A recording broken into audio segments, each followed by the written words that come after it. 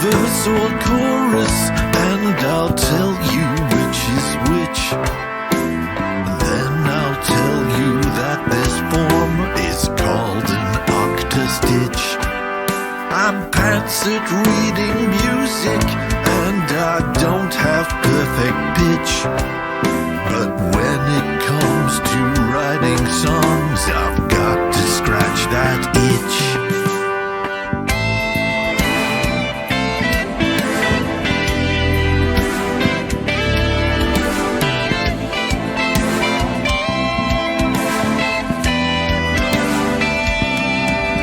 When HFO goes live on air, we all expect a glitch.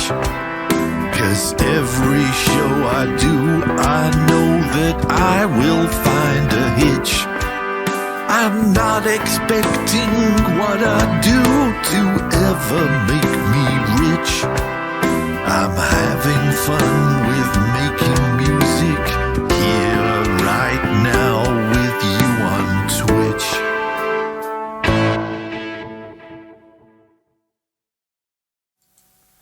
Good evening, good evening, good evening. I hope you can hear me because OBS is doing weird things. Usually I can hear when I play my opening credits, but not a sausage today. You can hear me. Good. Thank you. Hello to Ryako Music. Hello to Array of Emotions. Yeah, I think we're all feeling a bit bleh today, aren't we? I'm said in the chat, I'm getting by on caffeine and cake, which is a good way to get by, says Ryako Music. What kind of cake? It was just a cheap Sainsbury's coffee cake. So it's got like coffee cream icing and coffee cream filling. And it was, yeah, it's rather nice. So I went shopping today and bought another one.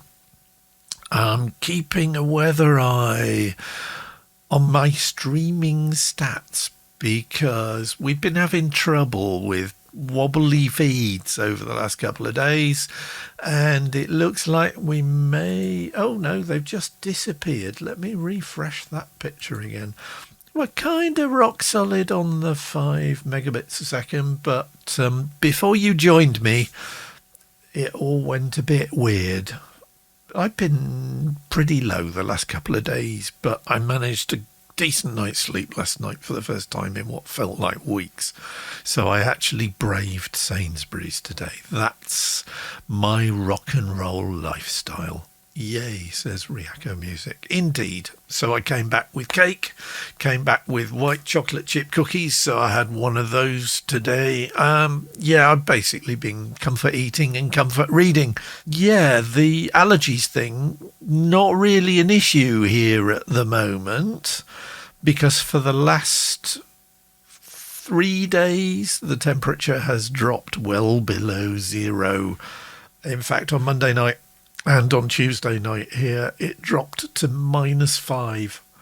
And, yeah, my poor little magnolia in the front garden had lovely blossoms on it at the weekend. And they lasted about 3 or 4 days. And now they're just brown, shriveled, horrible there.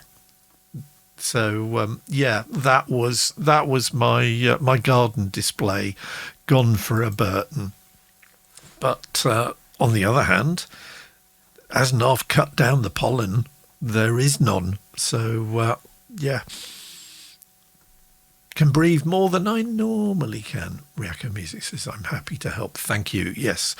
I've nearly run out, but that made a tremendous difference last night. I was in a much better state this morning because yesterday I could barely get out of bed. I'm in quite a lot of pain at the moment with arthritis and kidneys and stuff like that.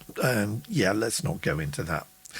Let's not wallow in Chris's misery. I've basically been trying to drive myself back in here and work in the studio, and it's kind of worked. But before we get onto the music, what I have been doing over the last few days, got some free stuff for you, because that's what we're all here for, isn't it? So, heads up, if you're not familiar with Clang of Cologne, they do a whole, Riaka Music says, wallowing in misery is a British pastime. It's being so miserable keeps us happy, as my grandmother used to say, and she knew what she was talking about. Yeah, Clang of Cologne do a bunch of free instruments. I have another one for you. They've just released one called Plucked Overdrive. It's basically just very, very processed guitar. It's tiny. I just downloaded it, and it downloaded so fast I thought, really? Is that it? But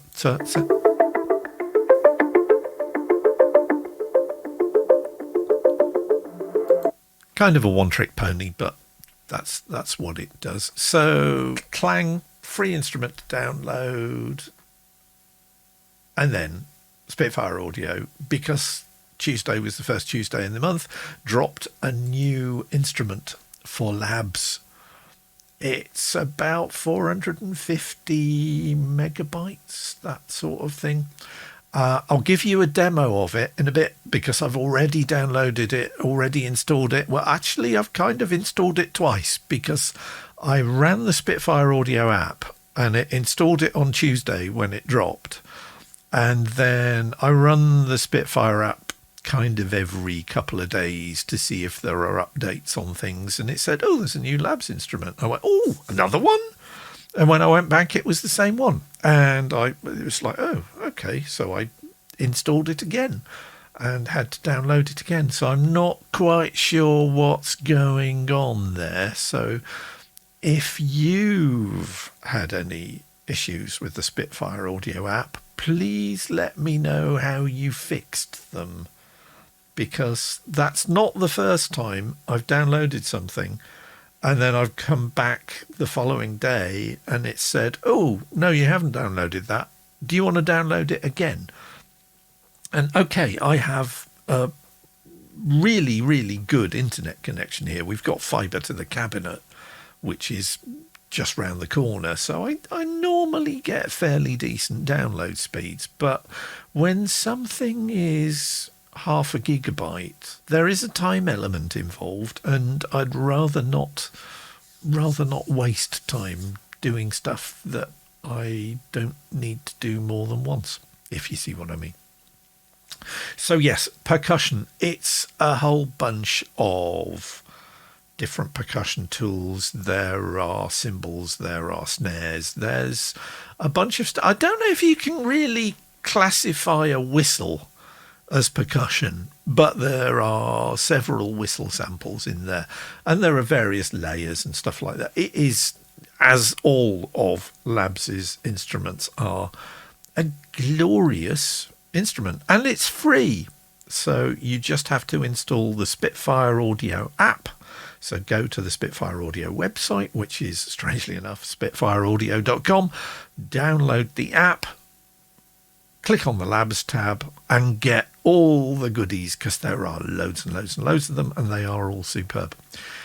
Christian Henson, who is one of the founders of Spitfire Audio, also runs or supports a community called Piano Book, pianobook.co.uk, which is a whole community of people who sample their own instruments, build their own instruments for Contact and Sforzando and the name of the sampler that's built into Logic, and I can never remember what it is, but Riaka Music says about, it's a damn whistle, lol. If anything, it's closer to a flute. Yeah, no, it's a referee's whistle. I'll play the sample, because that's in fact the sample that I used in a piece of music that I will play you. So yeah, Christian Henson, not only in Spitfire Audio, which is Spitfire Audio Labs, which we're looking at now, there's also pianobook.co.uk. That's Christian, in fact, in his YouTube video. They've just dropped a new piano, which is called the claustrophobic piano. So as it says there, ever since recording the Labs soft piano, which is glorious and free, and you get it if you install the Spitfire Audio app and download all the Labs instruments, I have always thought, can we go further and make an even more intimate and touching piano? And he has. Well, I did start downloading it before the show and then looked at the size of it. It's 1.5 gigs. So they have not skimped on this piano. And it's free. So you just go to Piano Book. And this was launched on Piano Day, which was earlier in the week because it was the 88th day of the year. In fact, Piano Day was the day they launched Mrs. Mill's piano on the Spitfire Audio site, which is one of their originals, which you can get for $29 or £29 or €29. They're not proud. Yeah, this one is quite large in terms of download. So I saw the download side and thought, now leave that until after the show, I think. So I'm going to leave my browser open. So this one is a contact instrument, and you need contact player to get the full benefit of it. Except you don't. Because for all you people out there who go, well, Chris, contact's expensive and we don't do expensive. Well, let me tell you, I don't do expensive these days. I'm retired. I can't afford to do expensive. So as you can see there, the download is also available for something called Decent Sampler. What is Decent Sampler? It's a free sampling engine. So it's like a free version of Contact, but it's not only available for Windows, it's not only available for Mac, it's also available for 64-bit Linux, and it's free. So just go to decentsamples.com and install Decent Sampler if you have not already done so, which I have. Areva Motion says, nice. And yeah, I totally agree, because free samplers are very much a nice sort of thing to have available in your sonic arsenal, especially if you're a bit contrary and are making your music under Linux. And I'm not judging you. I'm not judging you at all.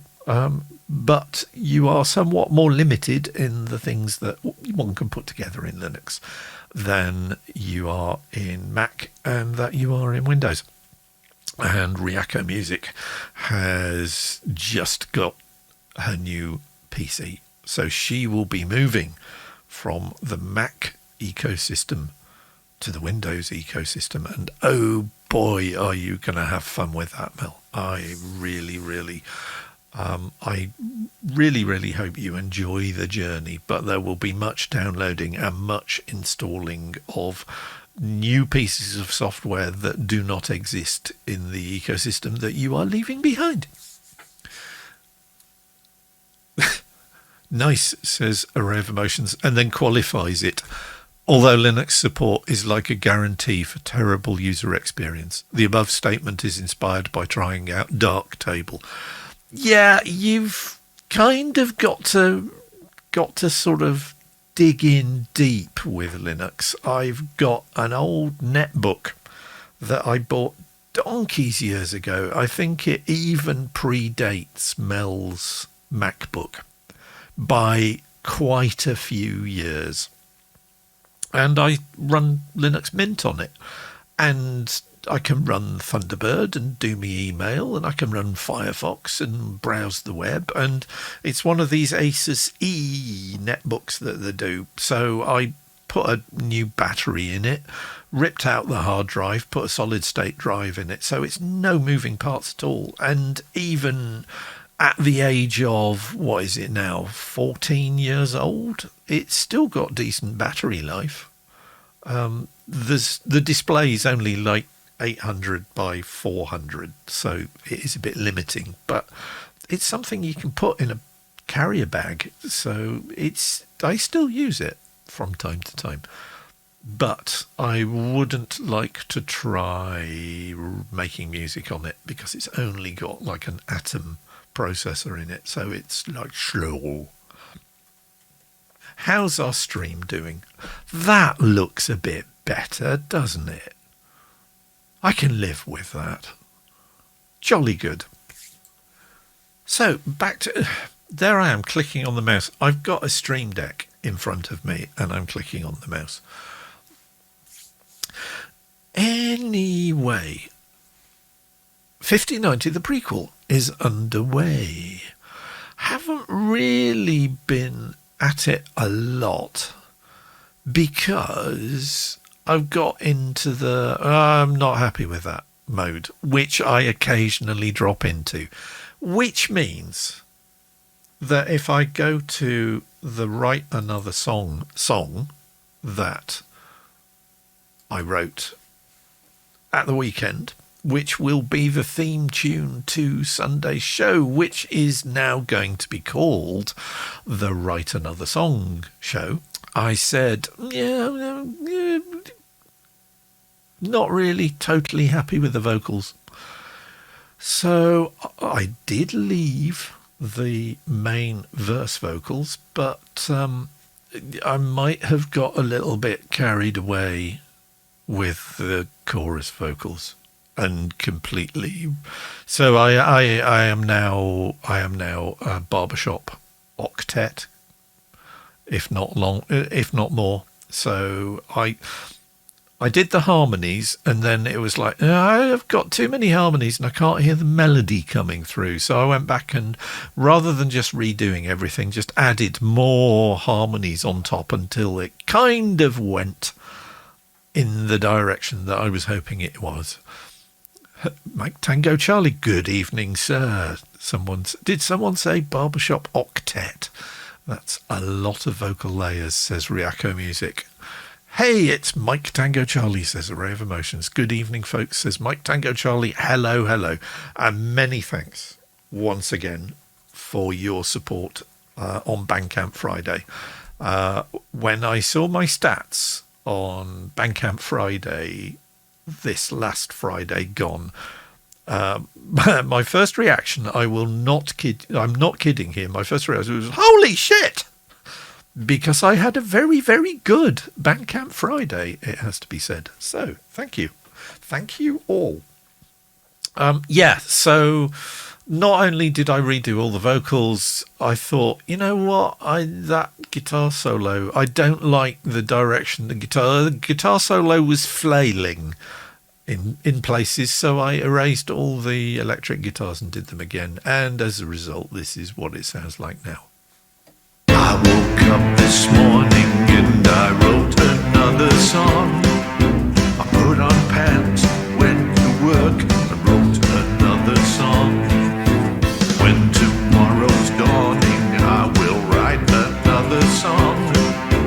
There's no need to go berserk, just write another song.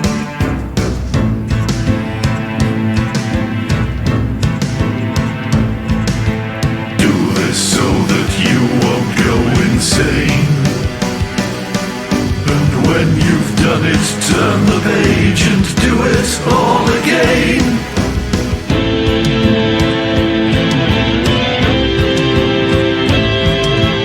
When you doubt your sanity, just write another song. Half the work is showing up to write another song. If all else be vanity, go write another song. I'm gonna put off growing up to write another song.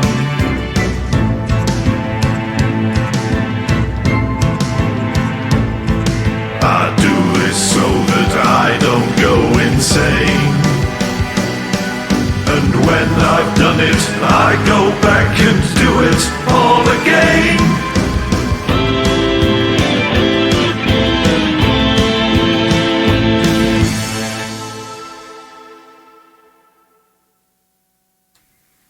So that's the new version of Write Another Song.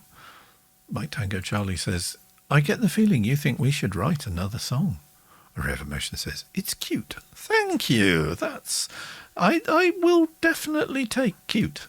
It's not something that's often describes my stuff, but Racco Music says, I think Mike Tango Charlie is right.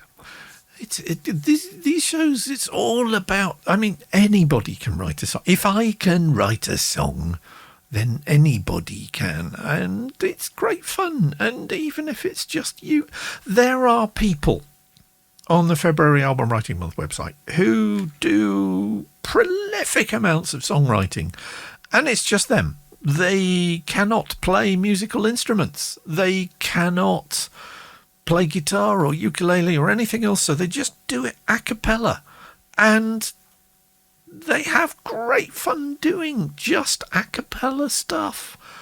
And good evening, stupid UK guy. Must write another song. Yeah, you see, it's subliminal. It's sinking in. It's getting that mindset through. It's getting you, drawing you in, getting you hooked. You know, downloading musical instrument simulations and percussion and everything else like that. Like Tango Charlie says, I tried singing once, made sure the room was soundproof first. Yeah, this is pretty much why I live in a detached house and I don't record standing up and belting it out like certain other people in the stream do. Because it's like, who'd want to listen to me doing operatic Devon Townsend? I wish I could sing like Devon Townsend, quite frankly, but I cannot, because when I get to about a third of the way up in his vocal range, my voice just goes, and that's it. Hence, most of my vocals are fairly low-pitched. I'm kind of more a bass than a tenor. Certainly not a soprano. I do not do soprano. I really do. You sparked the joy again from the other stream. I went off and wanted to learn April the 14th on piano. Now I'm back in the music writing. Fantastic. That is why I'm here. That brings joy to my heart. Truly, it does, because that's why I do these. And been feeling a bit sort of low and not entirely sure where I'm going at the moment. So hearing that is much needed. So thank you very much. Stupid UK says, I think I got a bit stuck with just too much tech. Just turned off the Mac and used the synth instead. Yeah, there are times that I notice I come in here and the habit is I just fire up the PC and the mixing desk and the speakers and everything else. And back when I first got this thing, the Korg M3, it's still got headphones connected to it. And yeah, late night, certainly when I was working, if I got really stressed, I'd just come in here after work and boot it up. And it takes about 2 minutes to boot up. It's not quick. And then I'd just wail with the headphones on. It's the chord pad buttons are a dream on the M3. I have a Roland Phantom G6. I would love a Phantom. I saw Orchestral Manoeuvres in the Dark a few years ago at the Latitude Festival. Bloody excellent band. They really were. But they got a guitarist and a bassist and a drummer and everything else. But the two main guys each just had a Phantom. That was it. And the Phantoms were doing all the noises that OMD used to have. Absolutely superb band, absolutely superb synth. So very, very nice. Mike Tango Charlie says, I think I have mild misophonia when it comes to hearing voices through walls. Yes, that's not good. That's not good. So, yeah, not a lot really to say about this track other than the fact that, yeah, there's now a lot more guitar, and I think there's, yeah, there you go, 32 tracks on it now if you include the submixes. And I did get a bit carried away with the vocals. One thing I will say with the vocals, because my effects chain has grown a bit, so I still use Isotope's RX7 mouth noise plugin, which gets rid of pops. Because the way I sing, I basically get right on top of the microphone that I'm using. And the mouth D-click gets rid of a lot of the nastier artifacts that happen as a result of being this close to the mic, because I milk proximity effect for all it's worth. I mean, this is why I sound like I do. It's because of Shure SM7B on a Rode PSA-1 microphone arm. And Array of Emotions on Sunday's show said, have you seen the new Sepultura video with Devon Townsend? And I hadn't. And after the show, I went immediately over to YouTube and watched the new Sepultura video with Devon Townsend. And Dev's updated his gear a bit since I last watched one of his video casts. And rather than just holding a Shure SM58 by hand and bellowing into it, as only Dev can do, he's got an SM7B and a Rode PSA-1. I went, oh, I'm a trendsetter. That's what I am. I'm a trendsetter. Stupid UK guy says, do you sit or stand while singing? Both. Although with this, because it's here and convenient, I just tend to sit. Mel tells me off for singing while I'm sitting. And when I really get going, I have just up there, out of camera shot, a Rode NT1A on a proper stand, and I stand up, you know, with a pop shield and everything else like that, and do proper bellow me guts out and end up on the floor. So my Tango Charlie says, I wish some of the journalists I work with would learn how to use a mic. It's not rocket science, but there are. So, I mean, King's Speech thing, you know, the whole, you should be that far away from the mic, but I never do that. Do watch the King's Speech, and there is a King's Speech microphones plugin available from Waves. And talking of Waves, we'll come on to them in a minute. But Isotope's RX7 for the D-click. I also just have, as default, Nectar 3, which is the Neutron for vocals version of sound processing. So it uses machine learning. You click on the vocal assistant. It listens to your vocals and goes, yeah, lots of sibilance. So it bungs a de-esser on them. It checks that there aren't any nasty resonant frequencies coming through, so it'll bung dynamic EQ on them. There's a gate which it never gets right, so I always fuss over doing the gate properly.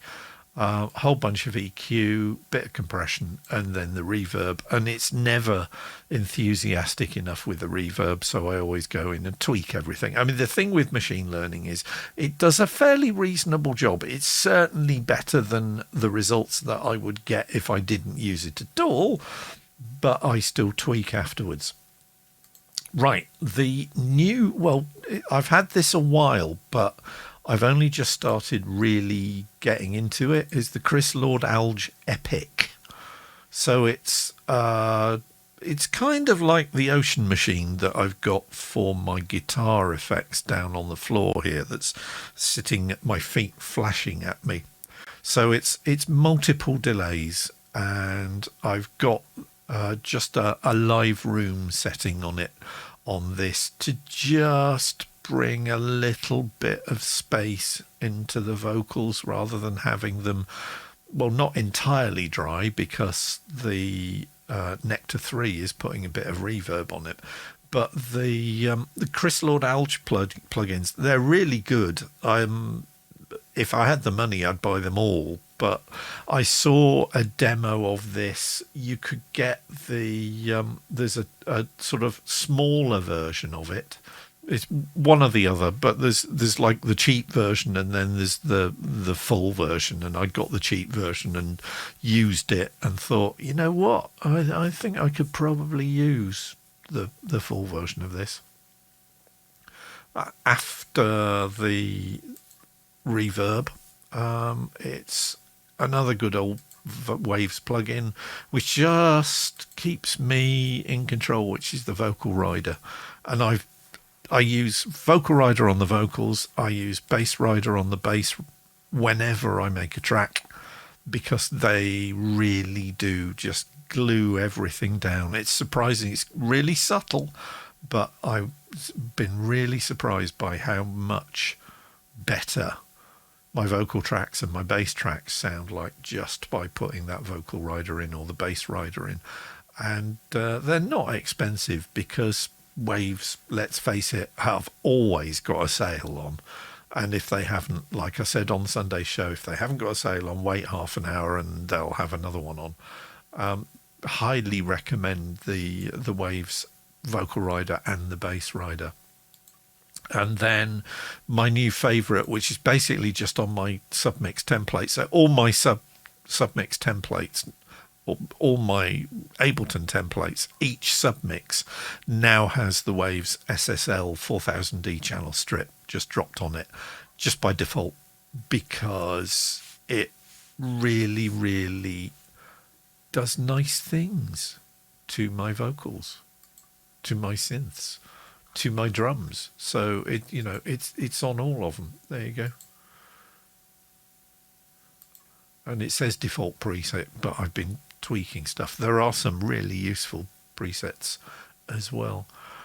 So that was Write Another Song, which was the first song that I've written for 5090 the prequel, which is the write 50 songs in the 90 days before 5090 the real thing starts, which is you write 50 songs in the 90 days between July 4th and October the 1st. Mike Tango Charlie says, the question is, did you write another song as a result? Indeed I did. In fact, I performed said song on Tuesday during Wobby Wobbit's World Epitaph. No, Write Your Epitaph Day. World Write Your Epitaph Day was on Tuesday.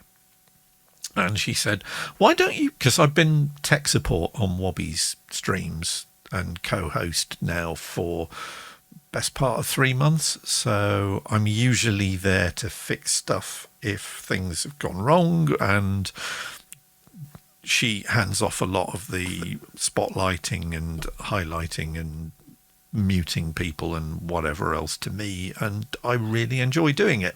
And she said, yeah, you should really do something. So I did on Tuesday, and it was kind of revolving around the idea of epitaphs. Okay. And it was a Shaggy Dog story. And Mel had Riako Music's there. Shaggy Dog! Exactly. I've done research.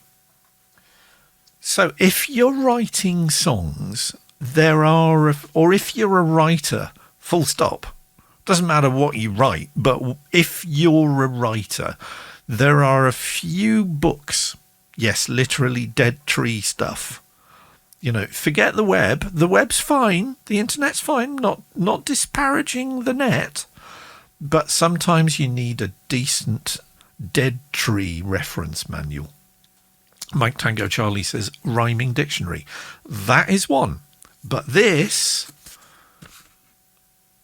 is essential if you're into language and writing. It's Brewer's Dictionary of Phrase and Fable. There are various flavours of it. This is, if you go round any second-hand bookshop, you can pick up a copy. I picked up this one for the princely sum of £9 because it's quite an old edition. It's the 14th edition. And I wanted this particular edition because my parents had a copy at their house, which I think my sisters ended up with. So Brewer's Dictionary of Phrase and Fable was recommended to me as well by a certain Sir Terry Pratchett, who said, if you're going to write, you need a copy of Brewer's, because what it does, it's like a dictionary, hence dictionary of, but the things that it lists are, well, the page that I've gone to is actually referring to the Shaggy Dog story. So it actually explains, it says, Shaggy, a Shaggy Dog story, a would-be funny story told laboriously at great length with an unexpected twist at the end. So called from the Shaggy Dog, featured in many stories of the genre, popular in the 1940s. So we're on the trail, Mel. I will now try and find a representative example of a Shaggy Dog story from the 1940s. But yeah, Brewers, you can just lose yourself into it completely. So just noticing it. Runcible Hat is one entry. It's like, in Edward Lear's How Pleasant to Know Mr. Lear, there is a mention of a runcible hat, and in The Owl and the Pussycat, a runcible spoon. What runcible denotes is not apparent, says Mr. Brewer. Some who profess to know describe the spoon as a kind of fork having 3 broad prongs, one of which has a sharp cutting edge, which is basically a spork these days. So a runcible spoon is a spork, according to Brewers. There you go. Who said this channel isn't informative? Mike Tango Charlie says a spork. Yeah, they're it's basically, like it says, it looks like a spoon but with notches in it, so that it also acts like a fork. And when I was doing festivals and stuff like that, I bought myself a titanium spork, which I've still got, and it's really good, but it leaves marks on plates, so you can't really use it in polite circumstances. Mike Tango Charlie says, everything old is new again. I remember when sporks were the future, along with freeze-dried ice cream. That's kind of Blue Peter material, and it was, in fact, John Noakes on Blue Peter who I think came up with the idea of spork anyway, because they used to do charity drives where they'd collect old stuff and it'd be like used stamps. And one year they were collecting used cutlery, and John Noakes became famous overnight because he asked Blue Peter viewers to send in their knives, spoons and sporks.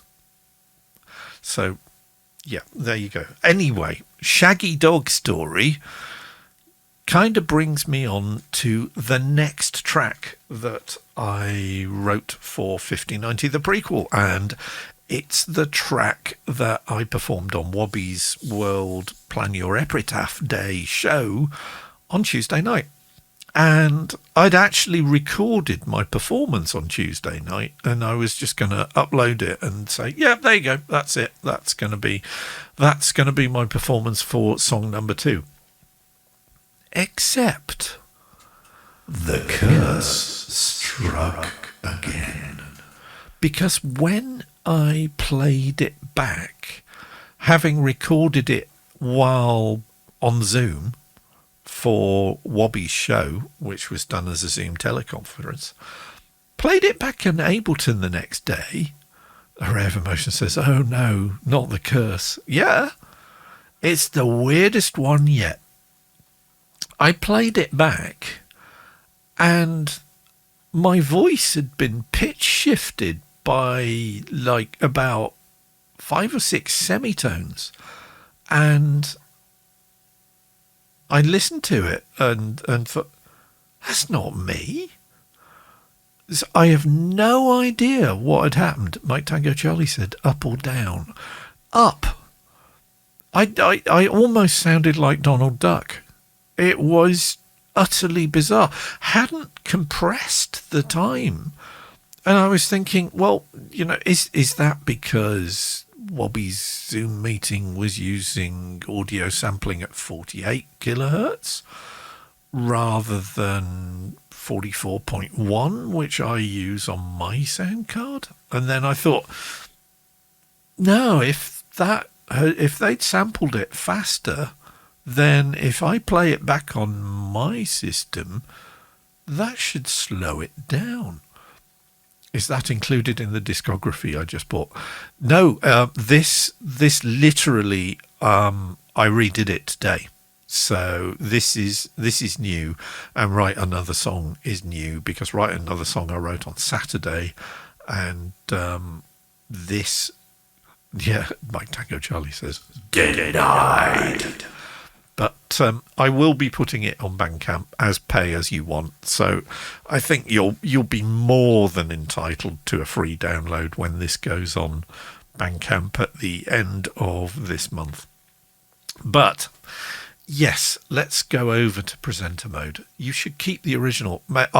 Sadly, I was just so confuzzled by the whole thing that I went, that's horrible, and deleted it. And then afterwards thought, you know what, I shouldn't really have deleted it because it was that weird. But yes, so sadly it is no more. But here's the track. So it's kind of a soundscape. It's a spoken word piece. So I know Mel and David will have heard a version of this before, but I'll just talk you through a few of the bits and pieces on it. So, synth track, labs, percussion. So this is the new Spitfire Audio free instrument download that dropped on Tuesday. And you can install it on your system. Just install the Spitfire Audio app and then download all the things. The new instrument is called percussion, and there's pretty much all the percussion you could possibly want. Lots of cymbals. Nice triangle. There's quite a lot of reverb on this because I'm all about the reverb. There's your ref's whistle, right? So make a note of that because that will be cropping up shortly. But there's claves and guiros and agogos, and there's a whole bunch of really nice stuff, and there's some decent drums at the bottom end.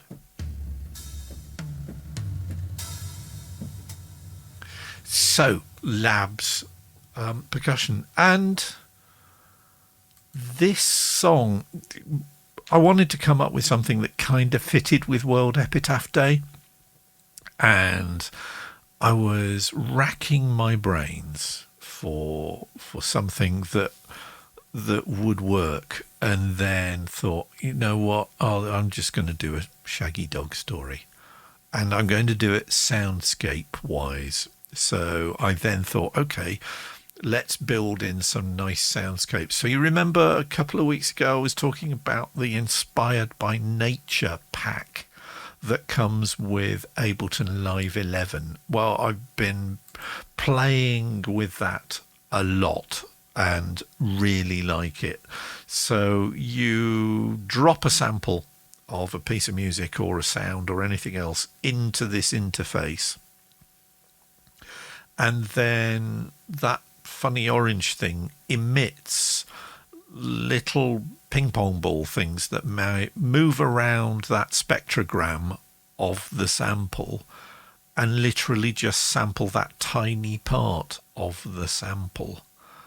And they bounce around and you can put walls in. So I think in the other version of it, yeah, there you go. So the emitter moves up and down and it spits out ping pong balls, which are the sample things. And they bounce off these blue bits, which are bits that are excluded.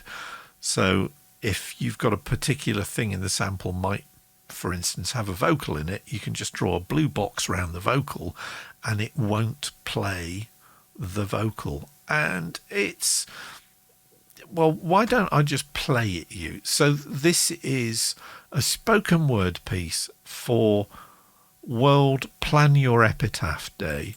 And this one, well, I've just called it Epitaph, and you'll kind of get the idea.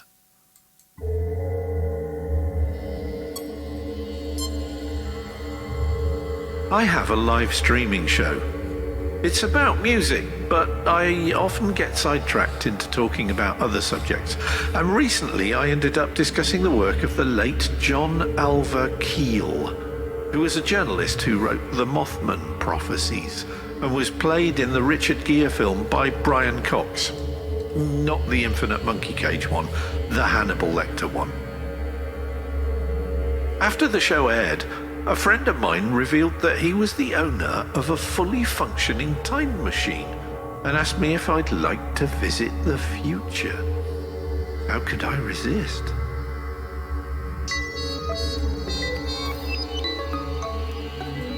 The good news is, there is a future. When we arrived there, I was pleased to find that much of the world as we know it is still around. At least in London, which is where we ended up. My friend's time machine could travel through space as well, relatively speaking.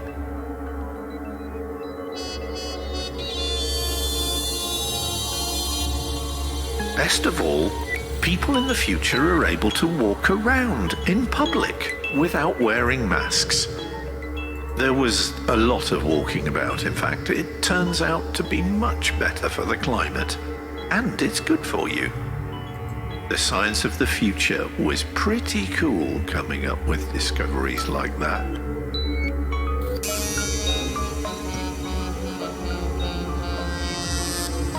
So my friend and I spent the day exploring London. There were some seriously tall skyscrapers there. They made the Shard look positively inadequate. But I was surprised to learn that all these skyscrapers were fully occupied. People lived in them. In fact, people had moved back into the cities and left the countryside to grow wild. So the cities have expanded upwards. They're called arcologies, my friend told me. I knew that, I replied. I read science fiction. We wandered west along the South Bank. It was still full of second-hand bookstalls and skate punks. I think I managed to stay pretty chilled over the fact that none of their decks still had wheels.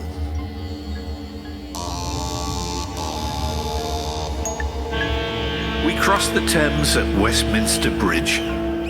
There was a protest going on outside Parliament. Apparently they're legal again in the future. It was very noisy, so we ducked into Westminster Abbey to take a breather. Inside the Abbey, all was placid and still.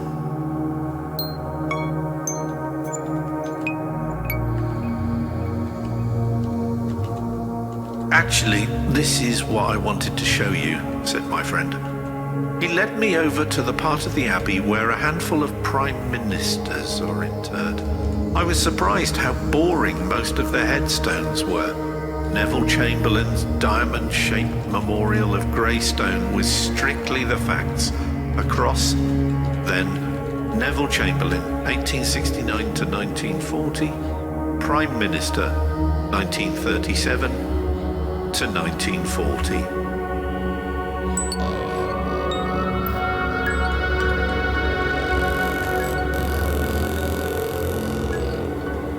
Gladstone had a much more upmarket black marble affair with gold text that read, "Here are buried William Ewart Gladstone, born December 29th, 1809, died May 19th, 1898, and Catherine, his wife, the daughter of Sir Stephen Glynn, 8th Baronet of Hawarden Castle, born January the 6th, 1812, died June the 14th, 1900.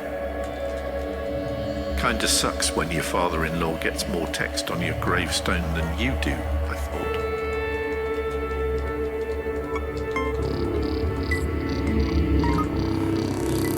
But then my friend led me to a spot just outside the toilets and pointed to the ground. There, chipped and scuffed, was a sheet of that cheap, translucent white plastic that do-it-yourself shops used to sell, haphazardly nailed to the floor. Embossed in it, in letters so small it felt like whoever had made it really didn't want to be associated with the work, were 2 lines of text.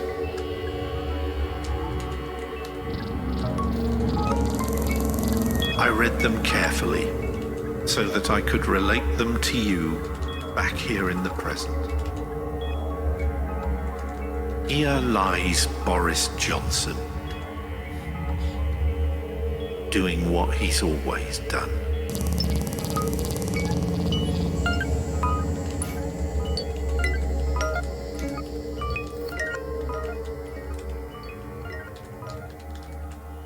That's Epitaph, and yes, it is a Shaggy Dog story with a play on words, the fact that here lies Boris Johnson doing what he's always done. And I thought that was suitably atmospheric.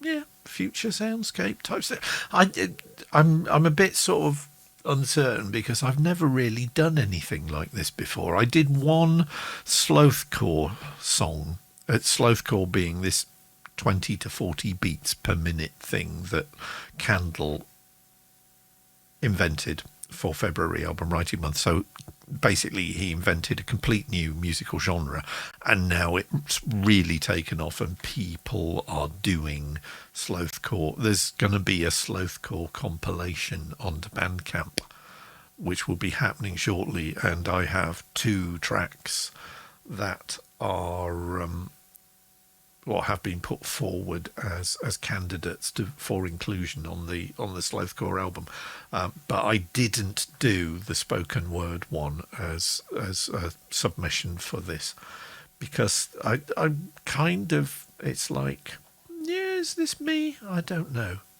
really don't know. Chat is basically, I mentioned Blade Runner because of the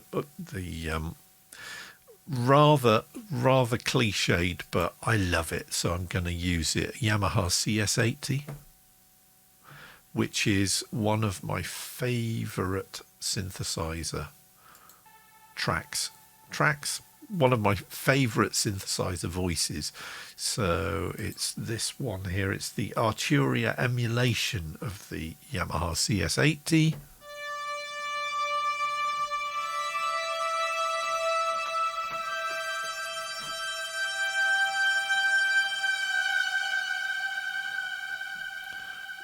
Yeah, as Mike Tango Charlie says, do the thing, do the tone dip. And it is literally just the mod wheel.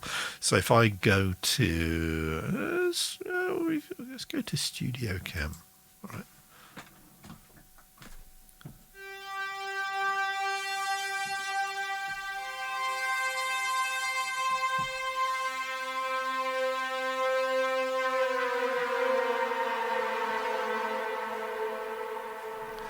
Ha!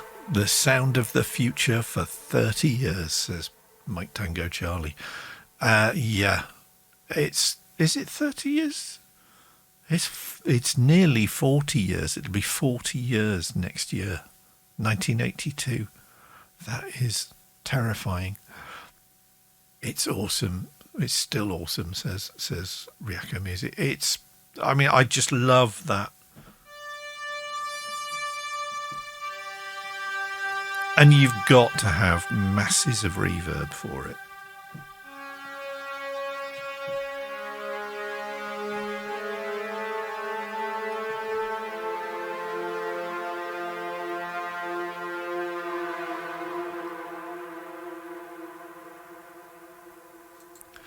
One of the first soundtracks I ever bought, says Mike Tango Charlie. And the weird thing is, watching it in 1982, when the closing credits came up, there was actually a notice in the credits saying original motion picture soundtrack by Vangelis available on whatever record label it was, Capitol Records, I think it might have been.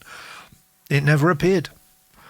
And for the best part of 20 years, the only way you could get the Blade Runner soundtrack was as a kind of bootleg that somebody had put together. And there was an orchestral mangling of the soundtrack, which came out in the sort of late 80s, early 90s, which was terrible. And then Themes came out, which was like Vangelis's cinema music's greatest hits, and that had, I think it had Memories of Green on it, and it may even also have had One More Kiss Dear, which was recorded. The vocals on that are actually by an English vocalist called Peter Skellen. But yeah, and then eventually they released a absolutely stonkingly glorious 3 CD set, which Ridley Scott even recorded a message that became mixed into a remix that Vangelis did. And yeah, I have as many versions of the soundtrack as I could get my hands on, because it is probably my favourite soundtrack of all time, although Lewis and Beebe Barron's Electric Tonalities for Forbidden Planet, Bernard Herrmann's score for The Day the Earth Stood Still with Dr. Samuel Hoffman playing theremin, and Hans Zimmer's score for Inception are all in my top 5 as well. I really wouldn't like to put them in any particular order, because those are my sort of touchstones for film music. They really are, which is, it probably explains quite a lot about how I ended up where I am making this sort of music. So I want to talk about a few things on this that, in not performing it live as the recording, I was able to go in and fix things and tweak stuff and move things about so that the instrumental sections synchronize better. And there was quite a lot of automation going on in terms of dropping the if I open that, there's quite a lot of automation going on in terms of mixing and saying, no, I want that to go away for sections of the mix and then come back. And I wanted the climax of I think, was it a Pigments track? Oh, it's a synclavier. Okay, all right. Well, basically the bit that for the Neville Chamberlain does this noise.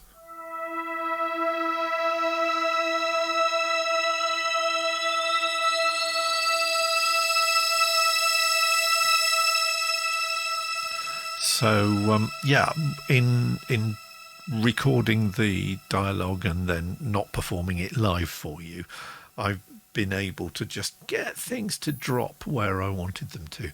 Mike Tango Charlie, we're still on film soundtracks. Mike Tango Charlie says, the Star Wars soundtrack will always be the music to my childhood, even if it's a rip-off of Holst's Planet Suite. Actually, no. There is an absolutely superb television series on BBC 4 called The Sound of Cinema with Neil Brand.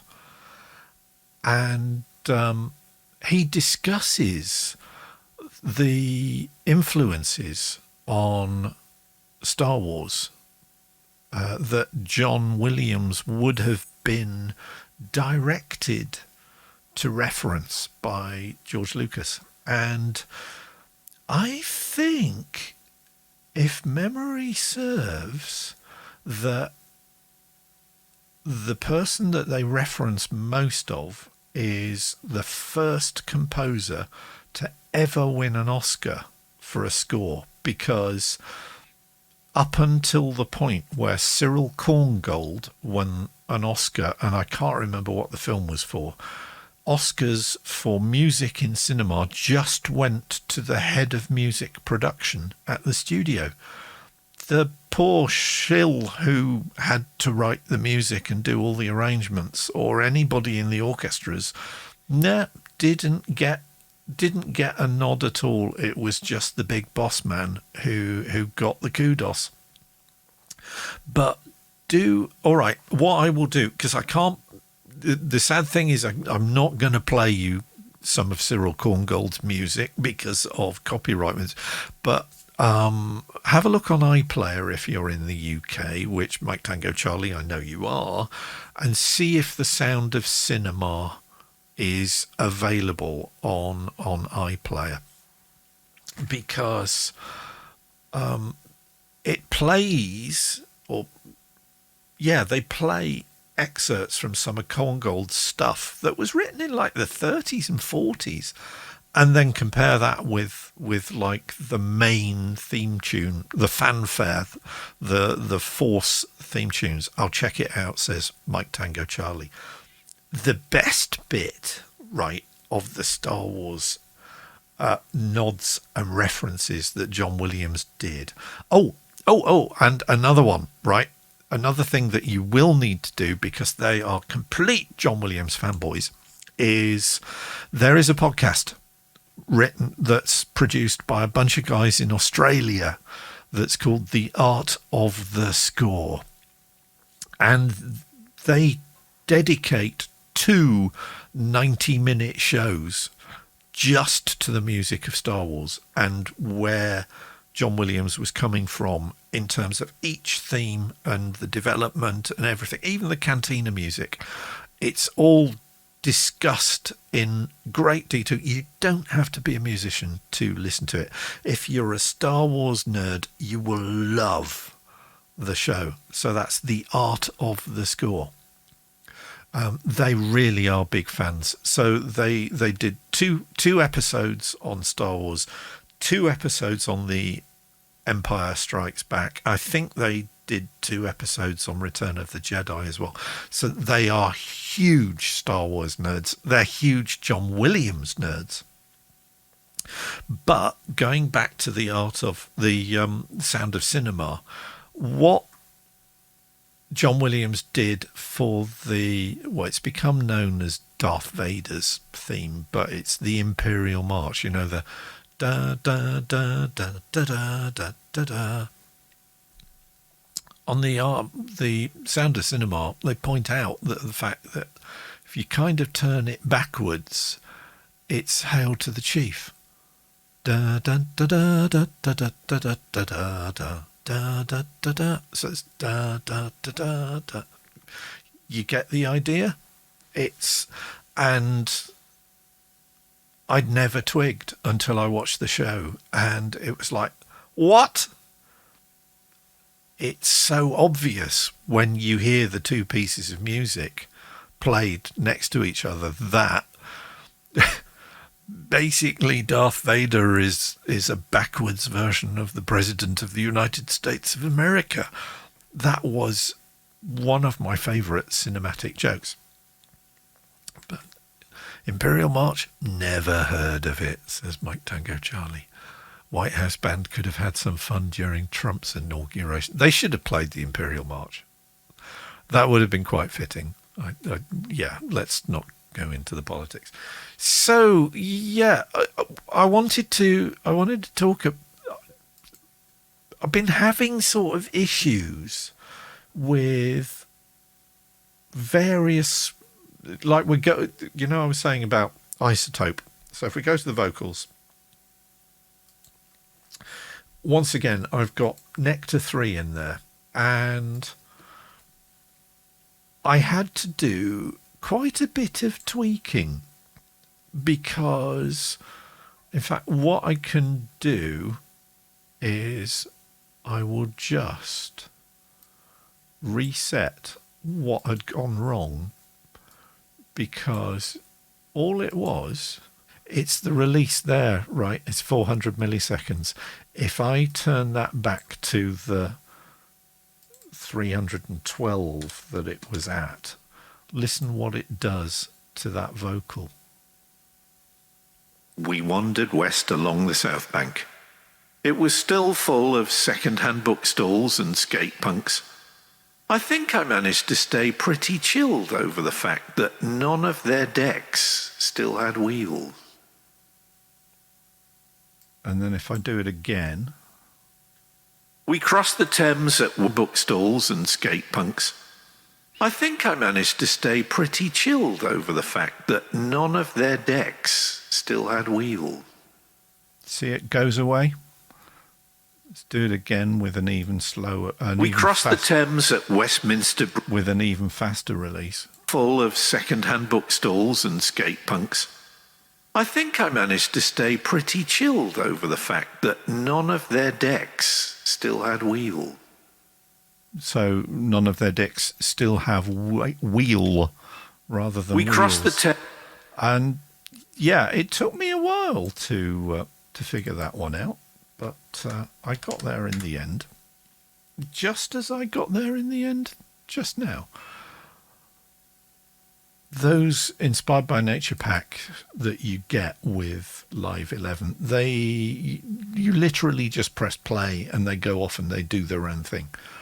You do not have to play notes. You do not have to put any MIDI information in them whatsoever. They are literally just doing their thing with whatever sample you drop in the spectrogram window for them.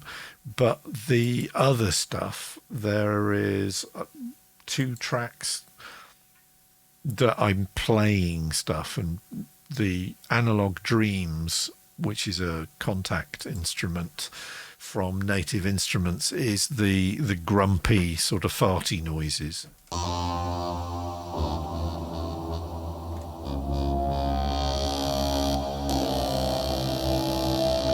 It's a sort of mutant bassoon, really. I love the Analog Dreams plugin, says Stupid UK Guy. All of that Play series, I absolutely love. So Analog Dreams, Hybrid Keys I think Hybrid Keys is probably my favourite. Then Analog Dreams, then Ethereal Earth. The Kinetic Toys one's a bit weird, but it does have really, really nice metallic, strangely enough.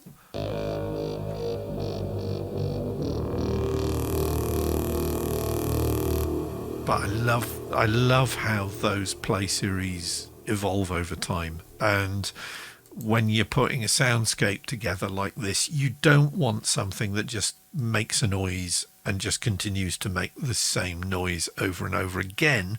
You want something that changes over time. So a lot of the Pigments thing here, and Pigments, that synthesizer is worth its weight in gold. It is so good for so many things, from sort of rhythmic patterns, sequences, soundscapes, the lot. And this one, like the preset says. You just hold one note down and discover what it does.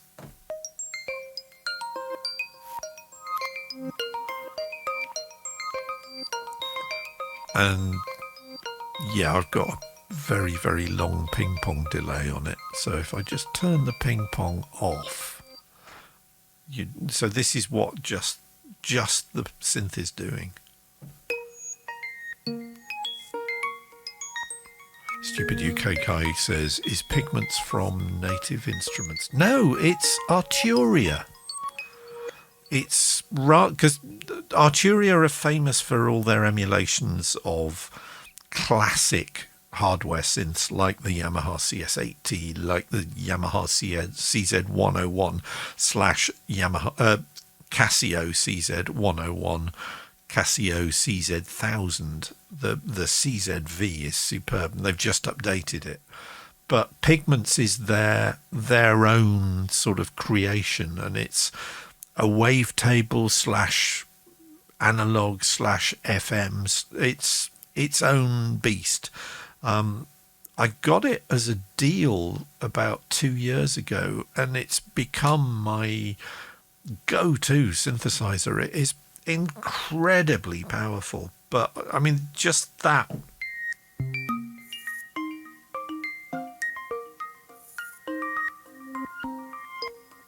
All I'm doing is just holding one note down, and it's doing the rest. The sequencer in it is lovely because you can program it to do however many beats to the bar you want, up to 16 beats. So if you're writing prog epics in 7/8 or 11/8, no problem. Pigments will totally sequence in along with you for that. Big effects engine in it as well. So you can add reverb, you can add delay, the number of filters in it are ridiculous. And as you can see at the bottom, you can put ADSR envelopes on any of the effects. So, and the number of presets you get is insane. It is a glorious synthesizer. So, I mean, Psychedelic Neanderthal, we've got to give that a listen, haven't we?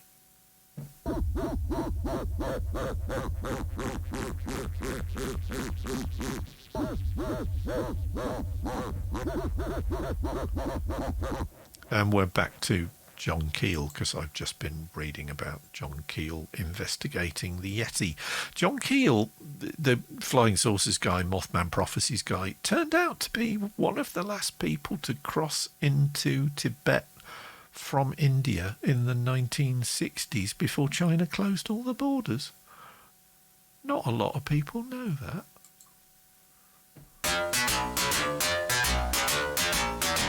So yeah, it's a great synthesizer.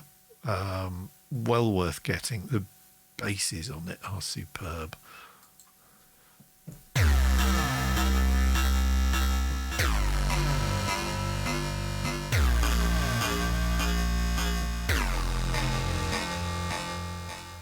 So yeah, I'm kind of a bit of an Arturia fanboy, if the truth be told, and Pigments is one of my favourites.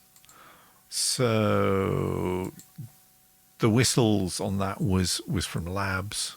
What else have we got on here? We've already covered the Yamaha CS8T emulation, which was from Arturia again, and then the final synth track on this is one of Arturia's other emulations, the Synclavier, which is, I mean, Frank's.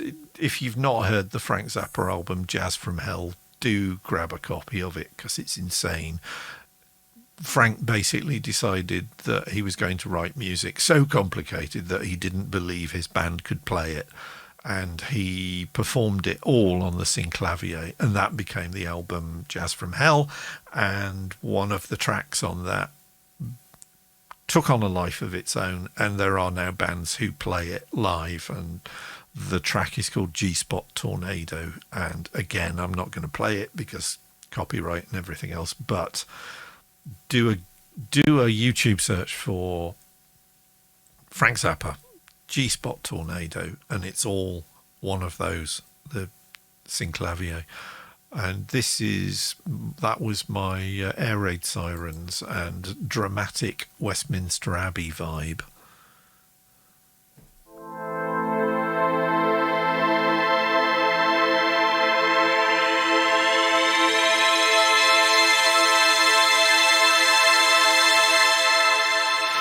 So, if memory serves, this is what the THX opening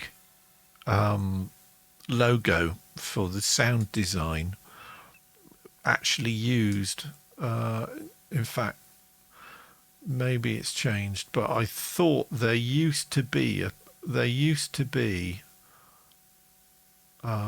preset for the synclavier that actually it just said THX, and you played it and it was like, oh, is it there? Riako Music says, I love how that evolves. All of these, Mike Tango Charlie says, I can hear the THX sound in my head right now. I know, isn't that weird how some sounds and how the human brain gloms onto sounds and remembers tunes and remembers music. There is a great science writer who was also a record producer who worked with everybody from Blondie through to Michael Jackson, called Daniel Levitin. And he did a lecture a couple of years ago that was broadcast on Radio 3 about music and the brain, and was commenting the fact that people who were profoundly debilitated from Alzheimer's and could not speak, or had brain damage and could not speak, could still sing and could still remember tunes, even though their working memory of just basic life had gone. They could still remember tunes, and there was one guy could actually still play the piano even though he could barely move. Is that it? Is it called Takeoff?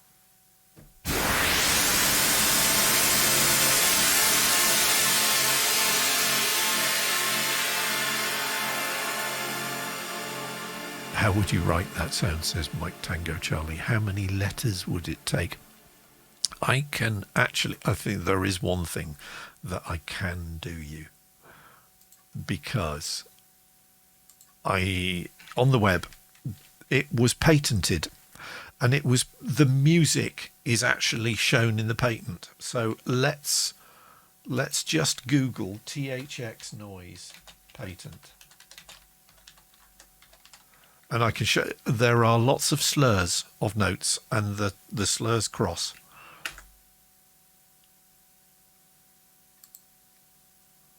There it is, which is tiny, and you can't really see that. So zoom it out. There you go. That's the THX logo theme. So you can see that some notes go up and then they go down, and other notes go down and then they go up, and it's at 60 BPM, which surprised me. But there you are, from James A. Mora. That looks like what I'd expect, and I can't even read music, says Mike Tango Charlie. And in terms of sounds, that was definitely not it. It is in here somewhere. I will find it, and it's just occurred to me that, if I did find it and play it, that it still counts as copyrighted music, so it's probably best not to delve into it too deeply. But the synclavier, again, you just get a whole bunch of really, really good, really, really rather splendid. There's a very nice gong somewhere. Where's the gong?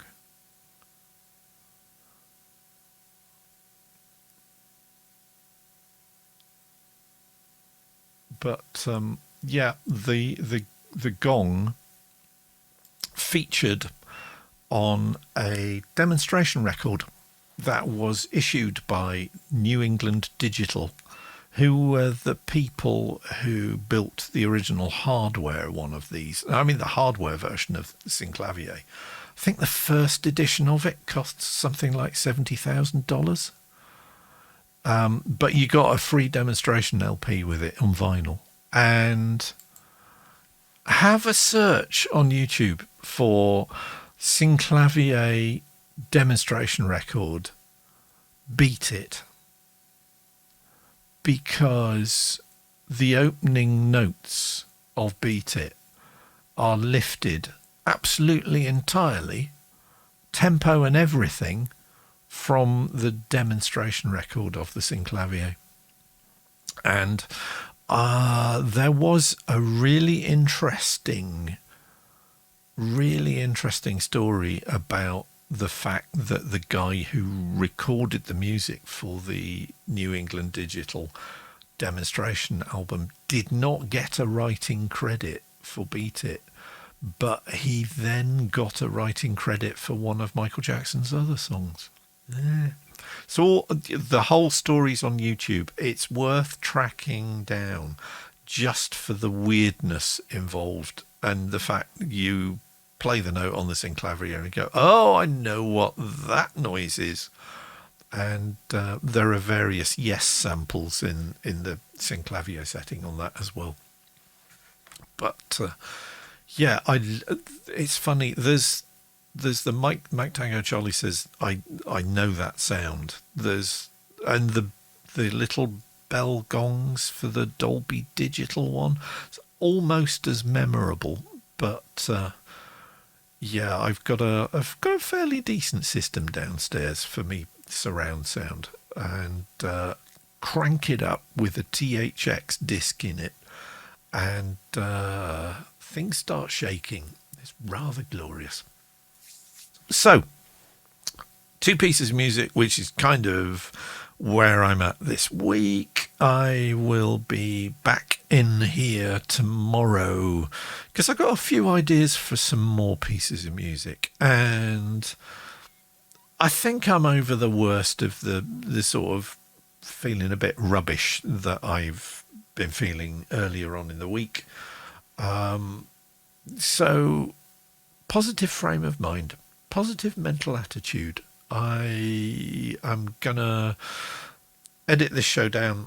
I'll do that probably this evening and then upload it to YouTube tomorrow, and then work on some more music. Ryako Music says, I wonder if anyone actually checks out the spammers links. We're still getting a good dozen a day signing up on the February Album Writing Month website, which is, it's just so depressing. Please be positive, says Stupid UK Guy. I'm literally in the process of opening Logic as we speak because of this stream. Yes. Yeah, I love making music. I've acquired over 4 decades of doing this, a fairly decent collection of things to make music with. Big shout out to our friend from Canada, Geordie Robertson, who you know as Fuzzy, who does extraordinary things with music and took one of my songs and turned it into something that I didn't recognize as being one of my songs. And he does all his music just with a copy of Audacity. and a guitar and a melodica.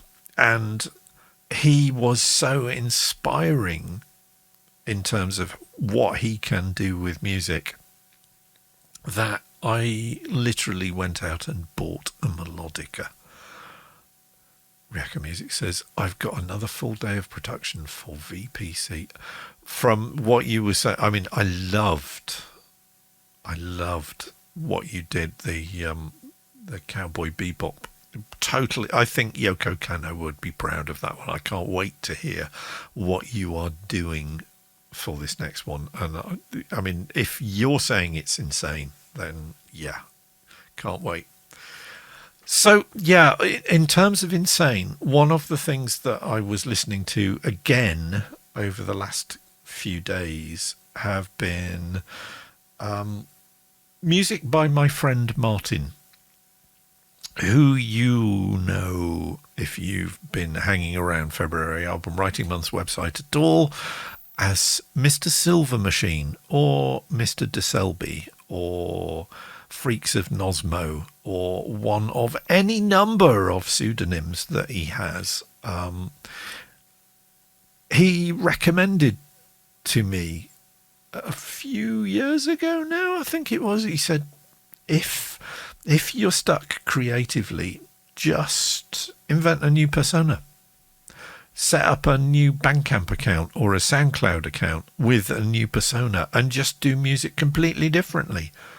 And when it comes to thinking outside the box in terms of musical production, learn from the master, learn from Mr. Silver Machine.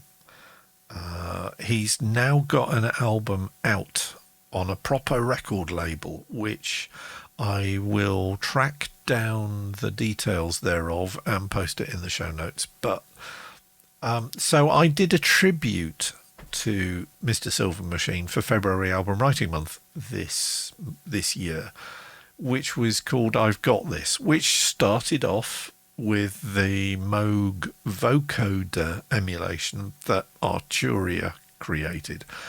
And yeah, just basically went nuts and had so much fun doing it. And it was so shouty and so different to anything else that I'd done in February and probably for the last couple of years, that I was listening to Martin's stuff last night and then listening to my version of his sort of approach this morning and thinking, yeah, I'm gonna do something else really silly with really, really over the top guitars and lots of editing between tracks. And yeah, so that's on my to-do list for the next couple of days. Hopefully I will be able to share that with you on Sunday night show, because I will be back on Sunday with a new theme tune, which I've played you. I suppose really I ought to film a new opening credit sequence, or at least edit together a new opening credit sequence for Sunday's show, which means that I've got to figure out a way of doing it without crashing my video editing software, because after completely drawing a blank with DaVinci Resolve, which I could not even get to boot up on my machine downstairs, and I've tried it up in here and it won't even boot up on this machine either. So who knows what the suggestion from the forums is that it may be something to do with the fact that both of my systems have NVIDIA graphics cards in them. So who knows? But so I'm back to using Movie Studio Platinum 15, and I've got to figure out why that crashes every time I try loading the credits sequence. Maybe I'll just start from scratch. But face west and consult the I Ching, says Mike Tango Charlie. Yeah, it's either that or sacrificing a chicken, which I'm kind of a bit averse to doing, frankly. But that's kind of the lengths that might be necessary to get this to work. Because I mean, yeah, I used to work in IT support, and yeah, I'm as clueless as they come these days. So who knows?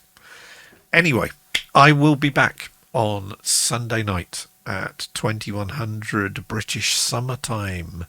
Not that it's particularly summery out here. I got snow on Tuesday and hail and brilliant sunshine and then hail again and sleet. All the best. Ciao, says Stupid UK. Very, very much appreciate it. Thank you for stopping by. Thank you for being inspired, really. That's made my day. So, yes, take care of yourselves all. If you're going out, please still obey social distancing. Please wear a mask. Stay well, stay safe, stay sane, stay Wayne. And I will be back this time. Well, not this time. I'll be back at 7:30 next Thursday with even more music. I'll be doing the Write Another Song show on Sunday, which will be very much more about, okay, how do you go about writing a song? And I will see you then. So, bye all.